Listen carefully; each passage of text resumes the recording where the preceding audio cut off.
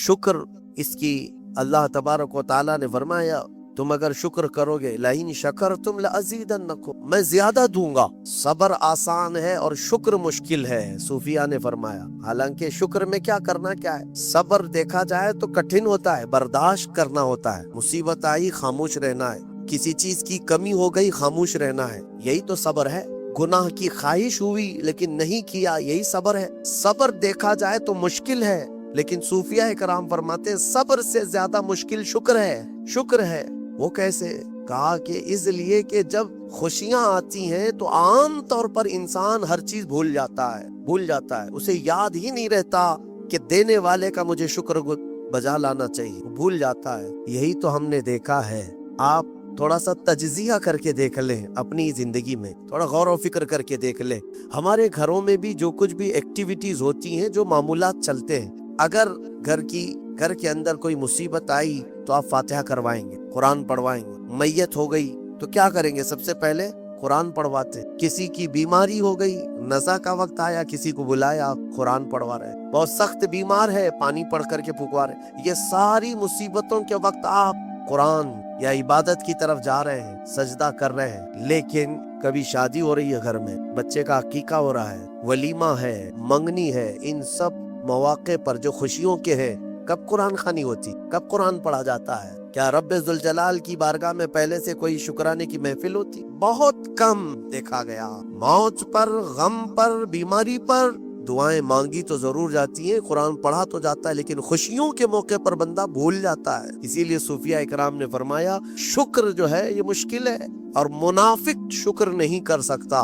ये मोमिन को अता की हुई नेमत है शुक्र करना। शुक्र कैसे करेंगे आप? शुक्र के बहुत सारे तरीके हैं। सिर्फ ये नहीं है कि जुबान से कह दिया अल्हम्दुलिल्लाह, बल्कि तुम्हारे हाथों पैर भी शुक्र बजा लाते, तुम्हारी जुबान भी और तुम्हारा दिल भी। तीनों तरीके हैं शुक्र के। किसी की जुबान चलती ही नहीं तो क्या वो शुक्रगुजार नहीं है? लेकिन अगर अल्लाह रब्बुल इज्जत के हवाले अपने आप को कर दिया, दिल से वो कहता है कि मौला मेरा कुछ नहीं, सब तेरा है, वो दिल से कह रहा है, उसके दिल का शुक्र है। वो हाथ और पैर अगर इबादत के लिए उठाता है तो ये हाथों और पैरों की तरफ से अल्लाह का शुक्र है। और फिर जुबान से अगर कहता है तो ये जुबान का शुक्र है, अल्हम्दुलिल्लाह। और मेरे अजीजों, अल्लाह तबारक व तआला को शुक्र ही पसंद है। और शुक्र का जो सबसे बेहतरीन लफ्ज है वो क्या है? शुक्र करने का अल्लाह का सबसे बेहतरीन लफ्ज क्या है?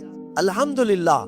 यही है ना। आपको आदत डाली गई है कि किसी ने भी अगर आपसे पूछा कि तबीयत कैसी है तो आप क्या कहते हैं? चाहे सर दर्द हो ही रहा हो, लेकिन आप कहते हैं अल्हम्दुलिल्लाह। ये शुक्र करने का सबसे बेहतरीन लफ्ज क्या है? अल्हम्दुलिल्लाह। अब मैं आपको बताता हूँ, ये सबसे बेहतरीन लफ्ज है। इसीलिए देखो कि अल्लाह ने अपनी किताब, आखिरी किताब कुरान भी अपने हबीब पर उतारा तो उसका सबसे पहला वर्ड क्या रखा? अल्हम्दुलिल्लाह। अल्हम्दुलिल्लाह से पूरा कुरान शुरू हुआ। फिर तुम अगर मौला की बारगाह में इबादत के लिए खड़े हुए, नमाज के लिए रकत बांधे, इमाम अगर कहीं से जहर में शुरू किया तो कहाँ से? नमाज में भी अगर इमाम क़िरात शुरू करता है तो कहाँ से शुरू करता है? अल्हम्दुलिल्लाह से ही शुरू करेगा।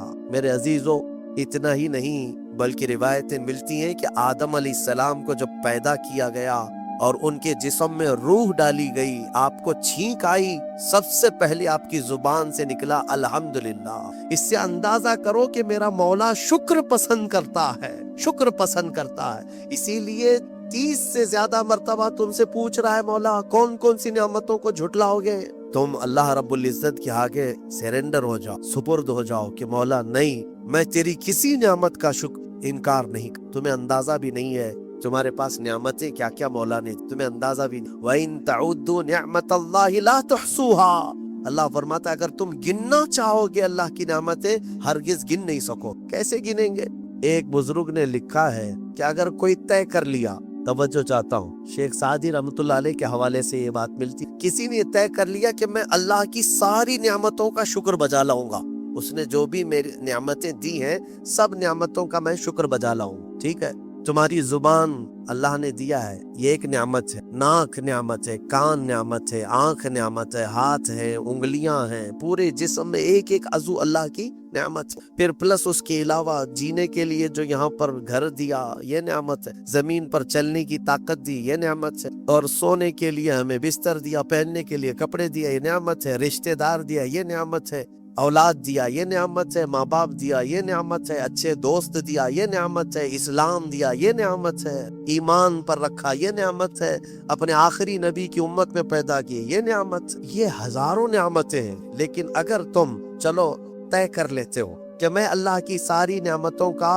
एक ही बात दीगरे शुक्र बजा लाऊंगा, ऐ अल्लाह तूने मुझे जुबान दी अल्हम्दुलिल्लाह, तूने मुझे नाक दी अल्हम्दुलिल्लाह, सब नेमतों का शुक्र करने का अगर किसी ने इरादा कर लिया तो शेख सादी फरमाते हैं तो पहले वो बैठ जाए, उसको अल्लाह ने जो सांसें दी है ना ये सबसे बड़ी नेमत है। एक सांस अंदर जाती है ये नेमत, सांस बाहर निकलती है ये नेमत। अगर तुमने सांस ले लिया निकली नहीं बाहर तो खत्म हो गई तुम्हारी जिंदगी, और सांस निकली अंदर ले नहीं पा रहे हो यहाँ पर भी जिंदगी खत्म। सांस लेना एक नेमत, सांस बाहर छोड़ना ये एक नेमत। शेख सादी फरमाते हैं और हर सांस नहीं होती है, पुरानी सांस नहीं आएगी, फिर हर सांस नहीं है तो हर सांस के बदले ही तुम अगर अल्हम्दुलिल्लाह कहते रह जाओगे तो जिंदगी गुजर जाएगी सांसों के शुक्र पर, बाकी नेमतें वैसी ही रह जाएंगी। सिर्फ सांसों के शुक्र पर तो जिंदगी गुजर जाएगी। मेरे अजीजों, अंदाजा भी नहीं कर सकते कि अल्लाह ने कौन कौन सी नेमतों से नवाजा है। तुम्हें पता है,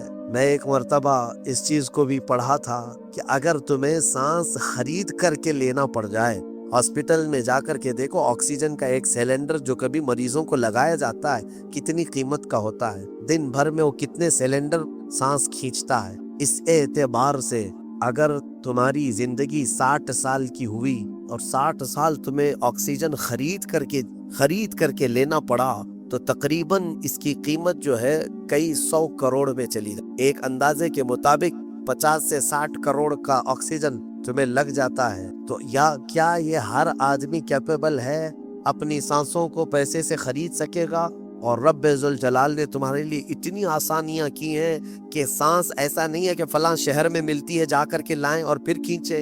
तुम जहां हो तुम्हारी नाक के करीब हवाएं की। उस रब्बे कदीर ने इतनी बड़ी नेमतों से तुम्हें नवाजा, तुम्हें अंदाजा भी नहीं है। और इसीलिए रब ताला फरमाता है फबी अय्यि आलाइ रब्बिकुमा तुकज़्ज़िबान, तुम मेरी कौन कौन सी नेमतों को झुटलाओगे। हातिम असम एक बुजुर्ग है, हजरत हातिम खलीफा हारून रशीद के जमाने के।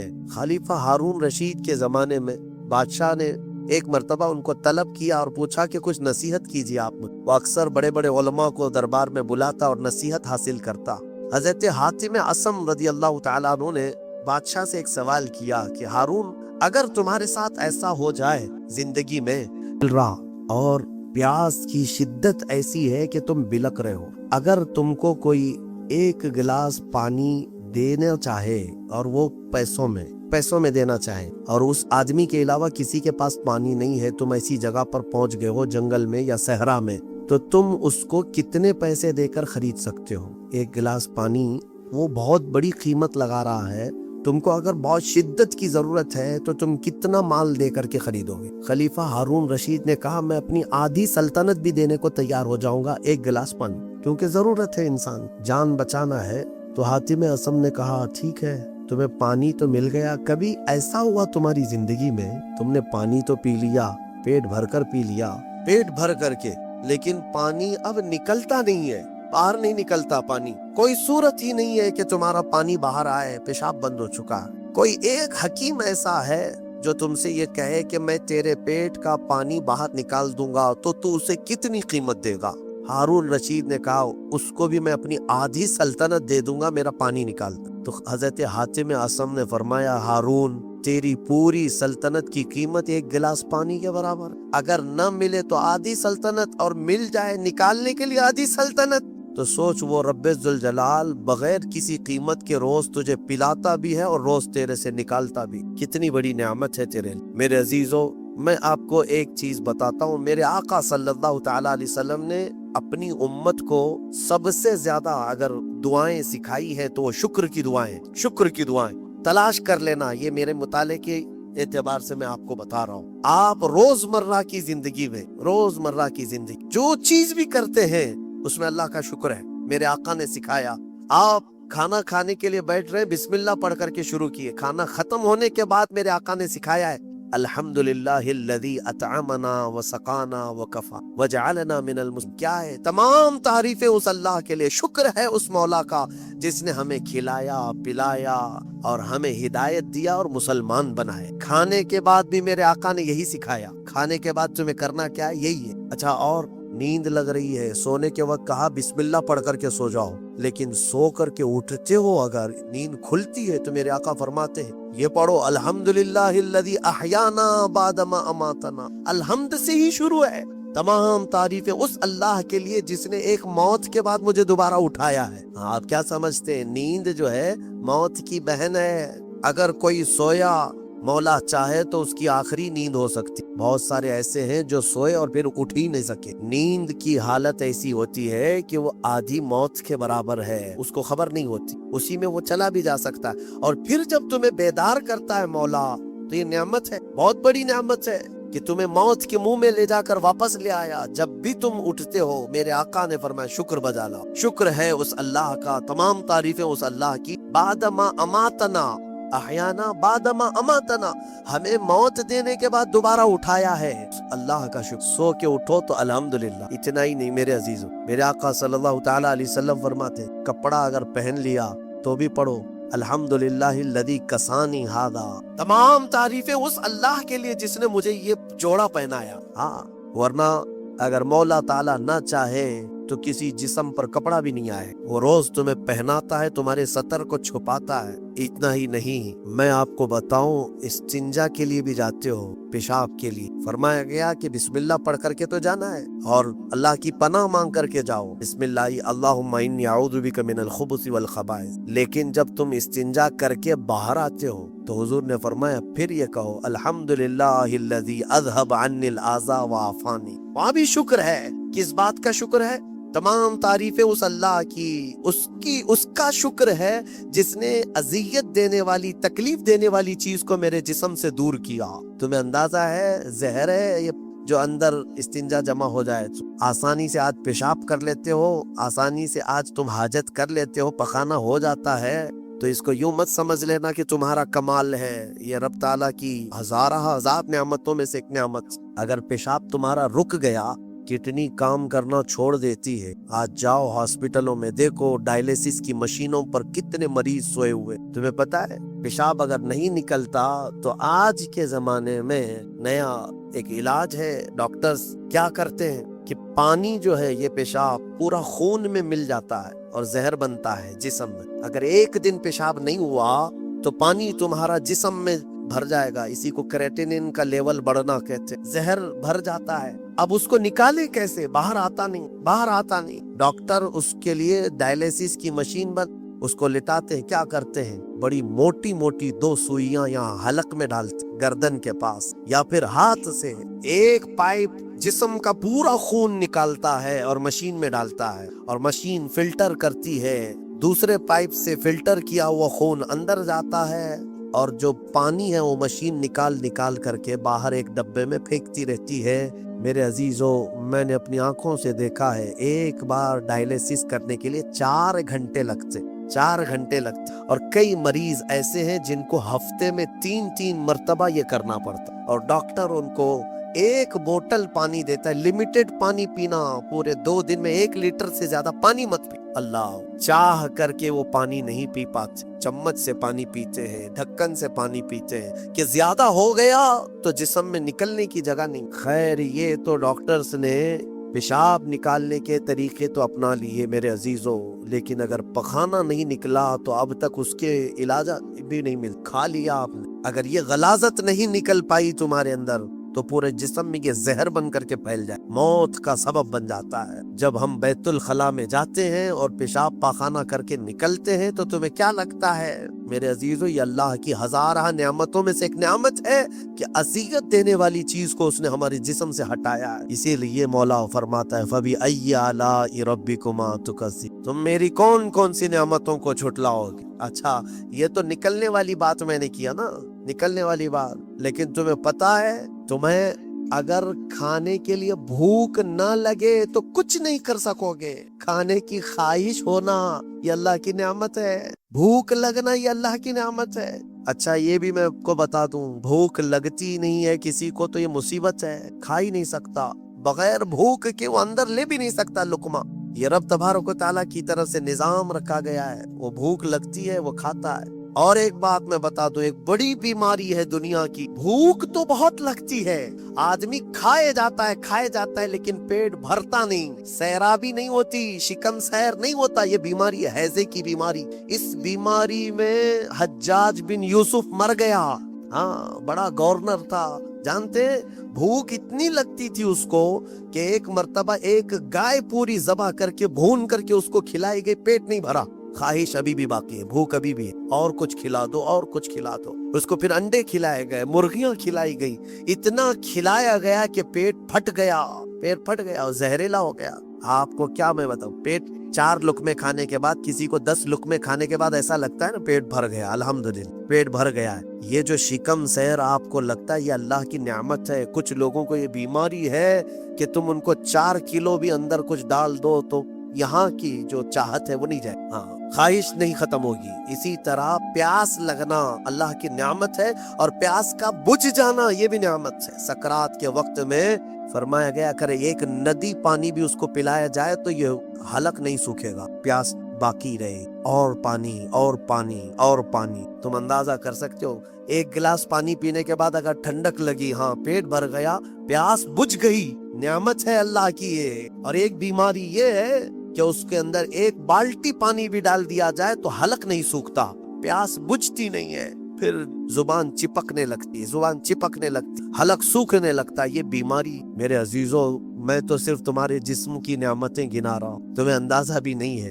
ابھی چند دنوں قبل میں نے اپنے بچوں کے سامنے بھی ایک بات عرض کیا تھا. میں 1-2 سال قبل شاید ایک مطالعے میں تھا, کسی چیز کی اسٹڈی میں, ایک نئی چیز میرے مطالعے پہ آئی تھی. ایک صاحب کئی دنوں سے وہ بیمار رہتے تھے. ان کو ہوتا کیا تھا, چلتے تھے تو اچانک ٹیڑھے ہو جائے اور ایسا لگے کہ دیوار گر رہی ہے. روڈ پہ چلے تو ایسا لگے کہ یہ گاڑی میرے اوپر گرے گی. ہاں یہ ایک بیماری ہے. آپ زمین پر کھڑے ہوتے ہیں, 2 پیروں سے کھڑے ہوتے ہیں نا, بیلنس کیسے رہتا ہے تمہارا, یہ چاہے موٹے ہو تگڑے ہو لیکن سیدھے تو کھڑے رہتے ہو. اور چلتے ہو تو کیا ایک طرف جھک جھک کے چلتے ہو, کبھی ادھر کبھی ادھر نہیں, ہوائیں چاہے جتنی بھی آئیں آپ سیدھے چلتے ہیں. یہ کون ہے جو تمہارے بیلنس کو مینٹین کیا ہوا ہے؟ صرف 2 ٹانگوں پر تمہارے پورے وزن کو کس نے قائم رکھا ہے؟ اگر تجربہ کرنا ہے تو مٹی کا ایک پتلا اس طرح سے چلا کر کے دکھاؤ, 2 ٹانگوں پر چلا کر کے دکھاؤ, بیلنس کون رکھے گا؟ ارے پتلے بھی اگر بنا کر کے کھڑا کرتے ہیں کہیں اسٹیچو تو انہیں گاڑ دیتے ہیں, کھڑا نہیں کر پائیں گے. اتنا تمہاری ہی وزن کے برابر 80 کلو کا ایک پتلا بناؤ مٹی کا, اور اس کو صرف پیروں پہ کھڑا کر کے دکھاؤ, نہیں کھڑا ہوگا, ہوا ہے کہ گر جائے گا. تمہیں ہوا کیوں نہیں گراتی؟ کون ہے جو تمہیں برقرار رکھا ہوا ہے؟ آپ کو میں بتاؤں تو حیرت ہوگی آپ کہ کون سی چیز مینٹین کرتی ہے. پتا ہے آپ کو کون سی چیز تمہارے جسم کے اندر؟ نہ تمہارے ہاتھ نہ تمہارے پیر. اللہ اکبر, اللہ کی نعمتوں پر قربان جاؤ. ایک صاحب انہوں نے مجھ سے ملاقات کی تھی اور اپنی بیماری یہ بتائی تھی کہ ایسا لگتا ہے, تعویذ بھی کرائے, دعا بھی کرائے, وظیفے بھی کروائے, بہت ساری. ایک ماہر دانشور تھے, انہوں نے مجھ سے یہ کہا کہ مولانا مسئلہ یہ ہے کہ ہمارے دونوں کانوں کے بیچ میں ایک چھوٹا سا پارا, ایک قطرہ ہوتا ہے پارے کا, لکوڈ پارا دیکھیں آپ بی پی چیک کرنے کے وقت جو چڑھتا اترتا ہے مشینوں پہ, اس طرح کا ایک ہلکا سا ایک لکوڈ قطرہ ہمارے دونوں کانوں کے برابر بیچوں بیچ ہوتا ہے, اور وہ قطرہ ہے جو پورے بیلنس کو مینٹین کرتا ہے. وہ ایک قطرہ ہے, اگر اس قطرے کے اندر ذرا برابر بھی ادھر ادھر ہوا, وہ ایک طرف ہو گیا تو آدمی یوں چلنے لگ جائے, اگر وہ اس طرف ہو گیا قطرہ تو پھر آدمی اس طرف جھک جائے. اور یہ جلدی ہوتا نہیں ہے, وہ اتنا مضبوطی کے ساتھ پورے انسانوں کے جسموں کو سنبھالے رکھتا ہے. میرے عزیزوں, پھر میں یہ پوچھتا ہوں فَبِأَيِّ آلَاءِ رَبِّكُمَا تُكَذِّبَانِ, تم اپنے رب کی کون کون سی نعمتوں کو جھٹلاؤ. اور ایک بات, عجیب چیزیں میں نے دیکھی, کبھی ہم غور نہیں کرتے نا اپنے جسم میں, اور اسی لیے میرا رحمان فرماتا ہے وَفِي أَنفُسِكُمْ أَفَلَا تُبْصِرُونَ, تمہاری ذات میں میری نشانیاں ہیں, تم دیکھتے نہیں. اللہ پوچھ رہا ہے तुम्हारी अपनी जात में मेरी निशानियां हैं। महबूब इलाही निजामुद्दीन औलिया रहमतुल्लाह ताला अलैह ने फरमाया, अल्लाह तबारक व ताला तक अगर पहुंचना चाहे बंदा तो सिर्फ उसकी नसें जो है ना, उसकी रगें, यही काफी हैं उसकी। हाँ मेरे अजीजों, आज भी डॉक्टर से कहते हैं कि तुम्हारे जिस्म के अंदर की नसें अगर खोल करके फैला दी जाएं तो 10,000 किलोमीटर तक फैल जाएंगे, यानी तकरीबन एक दुनिया घूमने के बराबर। इतनी नसें तुम्हारे जिस्म के अंदर हैं कि अगर उनको खोल करके फैला दिया जाए तो इतनी लंबी हो। कौन है जो ये सारा मेंटेन किया हुआ, और हर नस में वो खून को दौड़ाता है और फिर वापस पहुंचाता है दिल। एक चीज में जो कह रहा था वो ये है, अजीब सी चीज है। एक साहब ने फरमाया कि एक बीमारी है कि ये एक साहब हैं कि उनकी आंखों की पलक बंद ही नहीं होती। उस पर तहकीक की गई। मेरे अजीजों, कितनी छोटी चीज लगती है। आप पलकें झपकाते हैं ना, आपके इख्तियार में नहीं, और बहुत हल्की सी है। यूं किया बंद हुई, यूं किया खोल दी, आंखें बंद हो रही खुल रही है। आपको पता है इसके अंदर क्या चीज है? कहा कि एक बहुत हल्का स्प्रिंग है इन पलकों के भी ऊपर। बाकी सब जगह इस तरह अपने आप नहीं होते हैं कि खुद से जो है बंद हो रही हो खोल रहे हो। कान क्या इस तरह करता है हमारा, उठ गए अपने आप, बैठ गए अपने आप। ये हल्की सी पलकों की जो चमड़ी है, नीचे आती ऊपर जाती, नीचे आती ऊपर जाती, क्या चीज? तो एक साहब ने हमें बताया कि बहुत हल्का स्प्रिंग होता है। अगर वो स्प्रिंग खत्म हुआ किसी का तो बिल्डोजर से भी खींच करके बंद नहीं कर सको। इन पलकों की छोटी सी चमड़ी को खींच करके भी बंद नहीं कर सकोगे, वो बंद नहीं होगी फिर। इसीलिए मुर्दों को देखो, अगर किसी की आंखें बंद नहीं किया आपने मौत के बाद, वो खुली रह गई, तो फिर आप घंटों खींच खींच के उसकी आंख बंद करो, बंद नहीं होगी। क्योंकि मौत के बाद ये सारा हिस्सा खत्म हो गया, और मरे हुए आदमी को आंखें बंद है उसकी, आपने बंद किया, फिर उसके 1-2 घंटे के बाद उसकी पलकें उठा करके दिखा दो, खोल करके दिखा दो उसकी आंखें। सारे लोग मिल करके भी उसकी आंखों की पलकों को खोल नहीं सकते। मेरे अजीजों, है तो बहुत हल्की सी चीज, लेकिन तुम्हें पता है इसकी मानवियत कितनी है? इसकी मानवियत कितनी है? ये बात मैं क्यों कह रहा हूँ? एक साहब को ये बीमारी की वजह से, इस बीमारी की वजह से वो पागल हो गए। क्या बीमारी थी? कि पलक झपक नहीं रही, बंद नहीं हो रही है, और बंद नहीं हो रही है तो नींद नहीं आती। जैसे नींद आएगी तो आंखों का ऑटोमेटिक बंद होना है, और आंख बंद नहीं हो रही तो सोएगा कैसे? और नस होने की वजह से वो मेंटली खत्म हो गया, पागल हो, और अब तो शायद मर भी गया हो। ये काफी 2-3 साल पहले की बात में हम अंदाजा भी नहीं करते कि इतनी छोटी छोटी चीजें। मेरे अजीजों, हमारे बाल जो जिस्म में है, एक रुआं भी इसका बाल का, ये अल्लाह की नियामत है। आप देखें, एक बाल भी निकल गया तो फोड़ी आ जाती है, उसकी कीमत बताने के लिए कि ये यूं ही अल्लाह ने नहीं दिया, तुम यूं ही नहीं।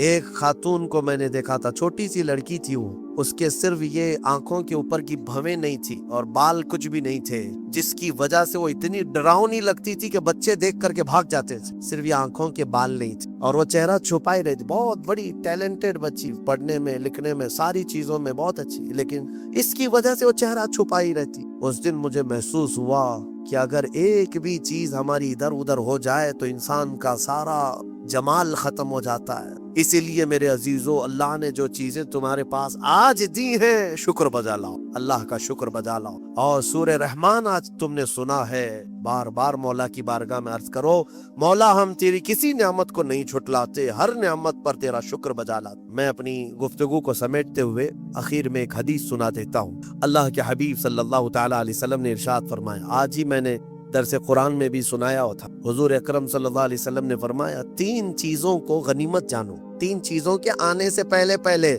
वो 3 चीजें क्या हैं? तवज्जो से सुन। मेरे आका फरमाते हैं, जवानी है तो गनीमत जानो बुढ़ापा आने से पहले। जवानी को गनीमत जानो बुढ़ापा आने से पहले, इसलिए कि बुढ़ापे में जो कुछ होता है वो फिर वो बूढ़ों को मालूम है। सारी चीजें एक के बाद दीगरे रुखसत होने लग जाती हैं। वो ताकत नहीं, वो कुव्वत नहीं। बुढ़ापे में बहुत ख्वाहिश तो होती है करने की, लेकिन कर नहीं सकता। इसीलिए जवानी को गनीमत जानो। ए नौजवानों, अय्याशी में बर्बाद करोगे तो पछताओ। दूसरी चीज मेरे आका फरमाते हैं, आज सेहत है तो सेहत को बीमारी से पहले गनीमत जाओ। बीमार होने से पहले पहले देखो अपने हाथों को, पैरों को, सब सही सलामत है। आज आंख देख रही है, कान सुन रहे हैं, जुबान बोल रही है, हाथ पैर चल रहे हैं। शुक्र करो अल्लाह का। इसलिए कि हमने देखा है चंद दिनों के बाद ऐसी बीमारियां जकड़ लेती हैं, सजदा करना चाहता है लेकिन पैर मुड़ते नहीं, पैर जाम हो गए।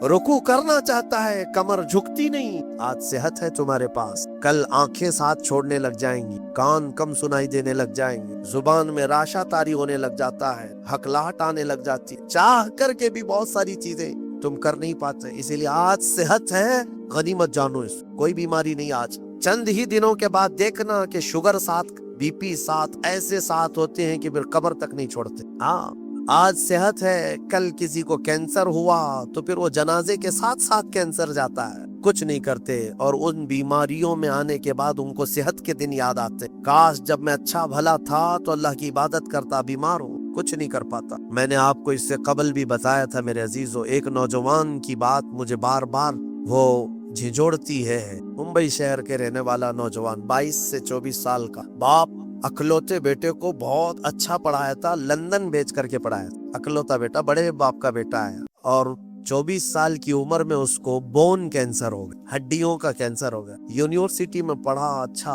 और उसके बाद पता ही नहीं चला, अचानक 3rd स्टेज पे पता चला। फिर 6 महीने शायद इलाज के लगे होंगे, डॉक्टरों ने कहा कि इसको घर ले जाओ, अब कुछ नहीं हो। घर आया था, उसकी हड्डियां गल गई थी। हाँ, बोन कैंसर बड़ा डेंजर है, हड्डियां जो है पाउडर होने लग जाती, उसको अगर उठाएं तो पीठ की हड्डी में उंगलियां अंदर जाने लग जाए। ये कैंसर बहुत खतरनाक किस्म। उसके चंद दिन बचे होंगे अपने घर पर, इलाज वगैरह सब खत्म हो चुका।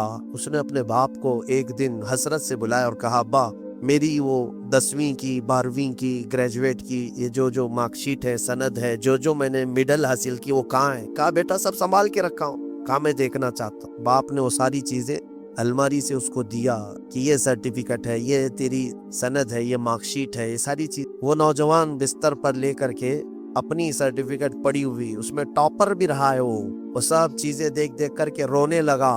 और फिर अपने बाप से एक सवाल किया कि अब्बा ये सारी मार्कशीट और सनद में कौन सी ऐसी है जो मैं मुनकर नकीर को बताऊं तो मुझे छोड़ दिया जाए, क्योंकि मैं जा रहा हूँ अब आखिरी सफर पर, मैं आखिरी सफर पर जा रहा हूँ, अब तो मेरे पास उतना वक्त भी नहीं है कि मैं कोई और चीज हासिल करूँ। उसके बाप ने मुझे ये चीज बताई। वो कहते थे कि मौलाना आप बच्चों को बताओ, वाकई सेहत जब तक थी तुमने ना कुरान की तरफ तवज्जो दिया, ना मेरे रहमान को राजी करने की कोशिश। सेहत आज है तो शुक्र बजा लाओ अल्लाह का, बीमारी में वो मौला तुम्हारे साथ हो। 2 चीजें मैंने अर्ज की है, जवानी को गनीमत जानो बुढ़ापा आने से पहले, सेहत को गनीमत जानो बीमार होने से पहले, और सबसे बड़ी चीज मेरे आका फरमाते हैं जिंदगी को गनीमत जानो मौत आने से पहले। हाँ ठीक है, बुढ़ापे में कुछ तो कर सकते हो, बीमारी में कुछ तो कर सकते हो, मरने के बाद क्या कर सकते हो? तो इसलिए आज जिंदा है, इसी को गनीमत जानो। क्या ला अभी तो मलकुल मौत नहीं आया, अभी तुम्हारे पास टाइम बाकी है, सांसें चल रही, वक्त बाकी, सेहत भी है, जवानी भी है, जिंदगी भी है, तो सब है तुम्हारे पास। फिर अल्लाह की नाशुक्री करना मेरे अजीजों ये सबसे बड़ा गुनाह है। इसीलिए मेरे आका सल्लल्लाहु अलैहि वसल्लम ने फरमाया, मेराज की रात में मैंने जहन्नम में सबसे ज्यादा औरतों को देखा। हुजूर से पूछा औरतों ने कि किस वजह से? हुजूर ने वजह यही बताई, हुन्ना यकफुरनल अशीर, वो अपने शोहरों की नाशुक्री करती है। कब तूने मेरे साथ अच्छा किया, ये लफ्ज कहती है जिसकी वजह से मौला उनको जहन्नम में पहुंचाया। औरत अगर शोहर की नाशुक्री की वजह से जहन्नम में है तो ये बंदे जो सीधे रहमान के नाशुक्रे हैं वो किस कदर जहन्नम में जलेंगे। इसीलिए मैं डराता हूँ इस बात से कि अल्लाह रब्बुल इज्जत का शुक्र बजा लाओ, जैसा रखा है उसने बहुत है, बल्कि देखा जाए तो हमारी हैसियत से ज्यादा उसने अता किया है। शेख सादी रहमतुल्लाह तआला अलैह की वो बात याद आती है, उनकी चप्पल गुम हो गई थी, कांटे और कंकर चुभने लगे, मस्जिद में आए, सजदे में रोने लगे, सफर में हूँ मौला, मेरी हैसियत ही नहीं है कि अब मैं चप्पल भी खरीद सकूं, मैं इतना गरीब और मुफलिस हो गया हूँ। बाहर निकले तो देखा एक आदमी पैर कटा हुआ बैठा, जिसके दोनों पैर नहीं। तो वापस गए और अल्लाह का शुक्र बजा लाने लगे, ऐ मौला मेरी तो चप्पल ही नहीं है, उसके पास पहनने के पैर भी नहीं। इसीलिए अपने से छोटों को देखो और शुक्र बजा लाओ। हाँ, मैं अपने नौजवानों से इसीलिए कहता था कि कभी कभार हॉस्पिटल विजिट करो, जाओ, कैंसर के पेशेंट को देखो, वहाँ पर कभी चेहरा सड़ा हुआ है, किसी का गला सड़ा हुआ है, कहाँ कहाँ क्या क्या।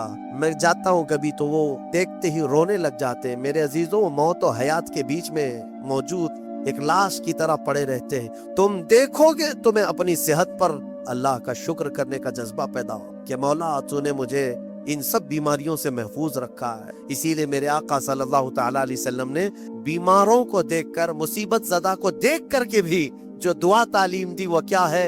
अल्लाह ताला ने, अल्लाह के हबीब ने यही दुआ सिखाई, अल्हम्दुलिल्लाहिल्लज़ी फ़द्दलना अला कसीरिम मिम्मन खलक़ तफ़ अल्हम्दुलिल्लाहिल्लज़ी आफ़ानी मिम्मा इब्तलाक बिही व फ़द्दलनी अला कसीरिम मिम्मन खलक़ तफ़। ऐ मौला तेरा शुक्र है, तूने मुझे आफियत दी है, जिसमें तू उसको मुब्तला कर रखा है उससे तो मुझे बचा कर रखा है, और सब पर तूने, अक्सर बंदों पर तूने मुझे फजीलत दी है। मौला ये तेरा शुक्र है। इसीलिए मैं कहूँगा फ़बी अय्यि आलाइ रब्बिकुमा तुकज़्ज़िबान, ऐ इंसानों और जिन्नात तुम अपने रब की कौन कौन सी नेमतों को झुटलाओगे? अगर झुटलाओगे तो फिर पकड़ होगी। मौला करीम की बारगाह में अर्ज करो, मौला हमारी हर सांस के बदले तेरा करोड़ हा करोड़ शुक्र एहसान, और सबसे बड़ा तेरा इनाम और तेरा शुक्र ये है कि मौला हमें लायक न होने के बावजूद तूने अपने महबूब की उम्मत में हमें पैदा की, ईमान दिया, इस्लाम दिया।